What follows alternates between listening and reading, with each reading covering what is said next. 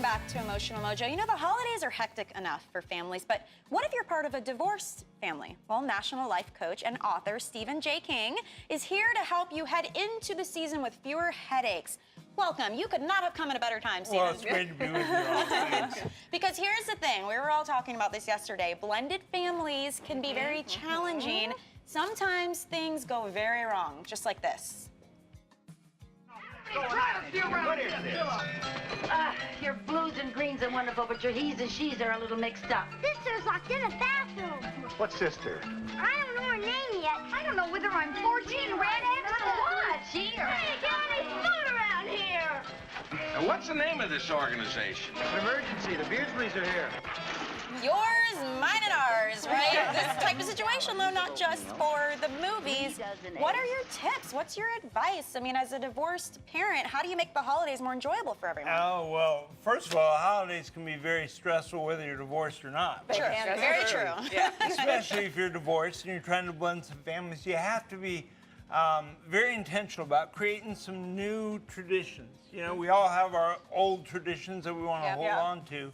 But when two families come together, you want to create those new things that are fun that you can do together each year. I know a family that does a Christmas cruise now every year on 3 days after Christmas, and different ways to decorate the tree, or, you know, those traditions are important. So, but it's hard to let go of the old traditions, right? Yeah, I mean, that's how what I do was you gonna do ask. that? Yeah, and it is. But you don't have to let go of those things in a lot of ways. You can affirm the traditions of all the children from both families while still creating some new ones together.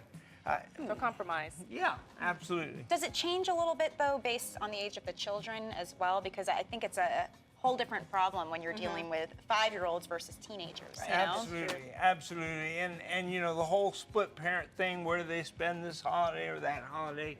One of the things I often suggest is just create an alternative day to celebrate the holiday. That's a great idea. I actually have a client, they celebrate Christmas on Christmas Eve. Yeah. So, Yeah, we celebrated with my kids this year. They're older now, but we celebrated Thanksgiving on Tuesday this year. And there you had go. a big to-do at the house. And it's good advice. And you have a book as well. It's called New Horizons. And so it's a guide to healing and recovery after divorce. And it's also very personal. Why is that?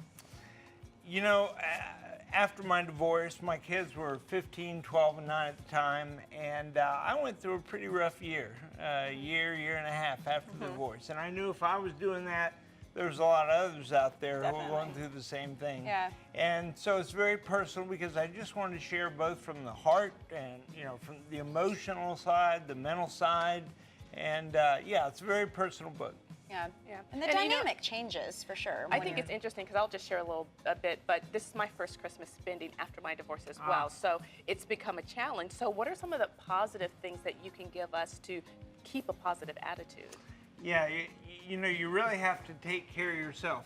If you have kids, it's all about the kids. Certainly, they come first. But you have to make sure you do those things. Take care of yourself. Get a little time away. Do the things you like to do. Listen to some music. You have some great music going on here. the commercial breaks. That's right. But, you know, listen to your favorite music. Do some of the things that really lift your spirits that you like to do. I think one of the dangers we suffer, especially right after divorce, is kind of withdrawing from the world. Yeah, that's natural. And we go through some depression. You can combat that by making the choices to do things that lift you up, spiritually, mentally, emotionally, and physically. Now, what about gift giving? You know, when you have a divorce, you've got the mom who's giving gifts to the kids, you've got the dad who's giving the gifts. Sometimes it becomes a little bit of a competition, who's giving the kids better gifts. That's a good point. Do you have any tips on that? I don't know so much about the gift giving, but I'll say this. One of the things that I tried to do, not always successfully with my kids, was say, look, we're going to have a no-stress holidays. If you need to go into another commitment with your mom, you know, that's fine. I'm all for it. Go do it and enjoy it. And I tried to take away the stress of, you know, who's Them feeling like they're battled. Exactly. That is right. You know, because the kids didn't ask for divorce. Right. It wasn't there. Well, we're big on communication, of course, and open communication and encouraging that, right, Jada? And, you know, I think you have to set that schedule, like you said. Just because you don't open presents on the Christmas day doesn't mean you can't do it on the 27th. It's just a day. And it's about celebrating together. We had a viewer at the top of our show, and she wrote in, and she's going into the holidays with the burden of an argument that had happened a few months before with her sister and brother-in-law. So how do you recommend she handle this situation?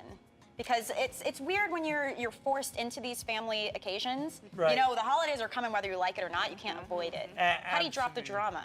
Well, hey, yeah, good question. Help us. You know, I always think that if you can talk things out before you ever get to that holiday, Yep. you know, I think that's the way to go. Just have the hard Yeah. conversation Right, now. right. And doesn't always work. It's not always easy, but Yeah. nobody wants to be, you know, in a holiday situation where people are grumbling. Yeah, you don't want the blow up. Yeah, right. Very right, true. right. Very true. Well, Yeah. Stephen, thank you so much for Thank sharing you. your advice. Thank